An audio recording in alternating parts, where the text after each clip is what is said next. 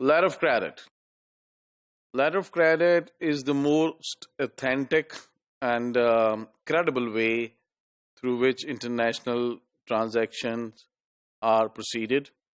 اور جو financial proceeds ہیں from the importer to exporters, اس کا ایک سب سے زیادہ سیف ذریعہ ہے. Letter of credit is a letter from a bank which serves as a guarantee that the buyer's payment to the seller will be received on time and for the correct amount. Letter of credit کا جو procedure ہے اس میں جو buyer کا bank ہے وہ guarantee کرتا ہے سیلر کے بینک کو کہ جو بائر ہے وہ اپنی پیمنٹس کر دے گا، ٹائم پہ کر دے گا، اگر نہیں کرے گا تو میں کروں گا.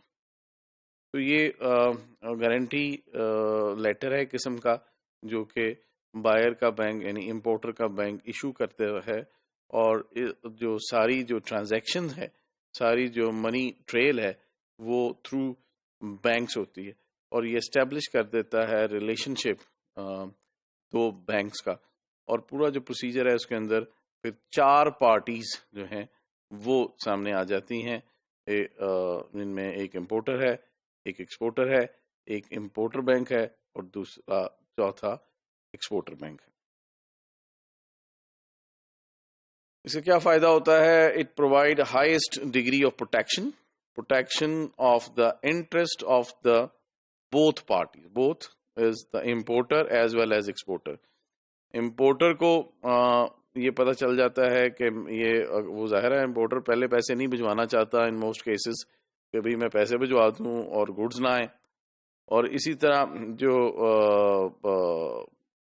دوسری پارٹی ہے وہ بھی پیمنٹ کے بارے میں اس کے بھی ایشوز ہوتے ہیں. تو دونوں کے جو پاسبل